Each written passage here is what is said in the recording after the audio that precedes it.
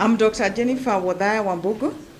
I'm currently the project manager for Scope COVID project at the World Relief International, which is funded by USAID. And currently we are in Nakuru County, Kajiado, Nairobi, as well as Turkana counties.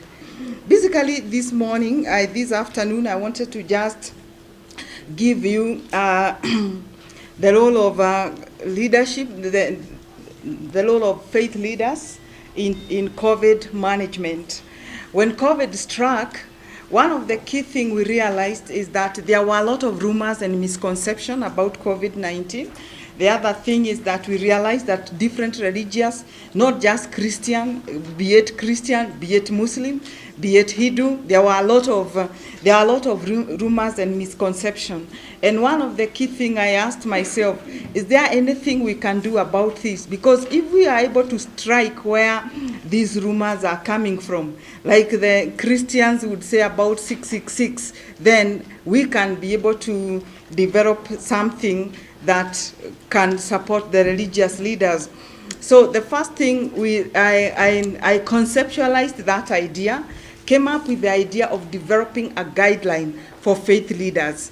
And you see, for us in health or in medical field, if you want to train us on anything, you must train us like the way the case definition, this is the case definition, these are signs and symptoms, this is the management, you know, the prognosis, everything, the way we studied. Unfortunately, I realized that for the faith leaders will not understand that language. For them, they want to understand what does the Bible talk about this COVID-19? Where is God in all this? What does Jesus say about this? Where is Allah in all this? What does Quran talk about? What does Bhagavad Gita talk about if it is the Hindus? So with that, I came up with the idea of developing a guideline in form of stories. Because again, for religious leaders, you don't bullet them. You develop stories that there once upon a time, there is this shepherd called David. David is a chief shepherd. His role was this and this, to guide the sheep, to make sure they are protected. And we have a chief shepherd who is God. And from the chief shepherd, we have now David showing by example what is it that he's doing. He's the first one to know that the shepherds are there. When they are being directed to take to the greener pastures, we are going to the river. What is the role of the shepherd? He has a stick. What is the role of this shepherd stick? To give direction.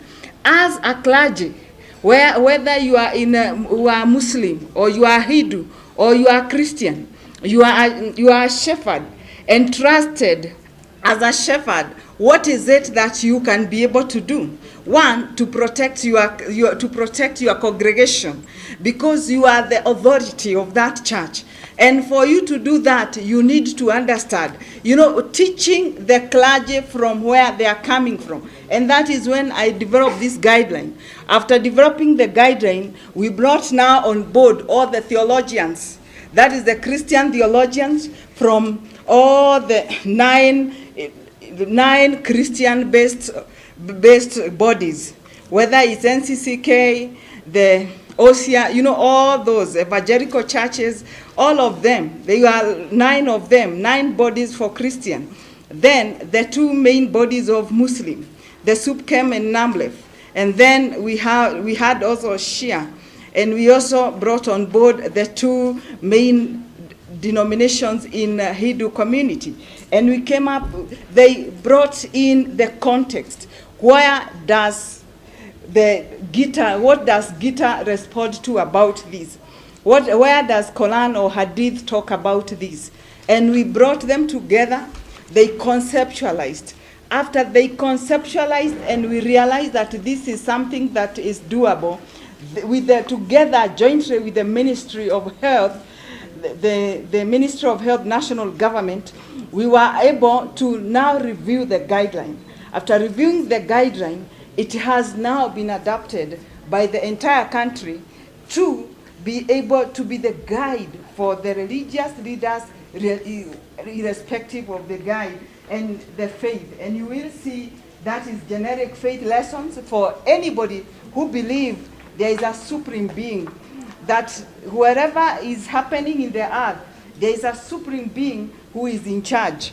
Then we have the one for Christian faith, those people who believe in the Lord Jesus Christ. We have the Hindu faith, and we have the Islam. And we also have the community group.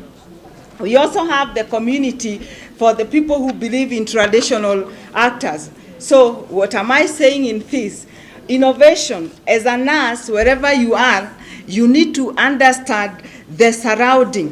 What are the barriers? Instead of seeing like religion as a key barrier in giving certain services, the best thing is to imagine how then can you bring this religion together?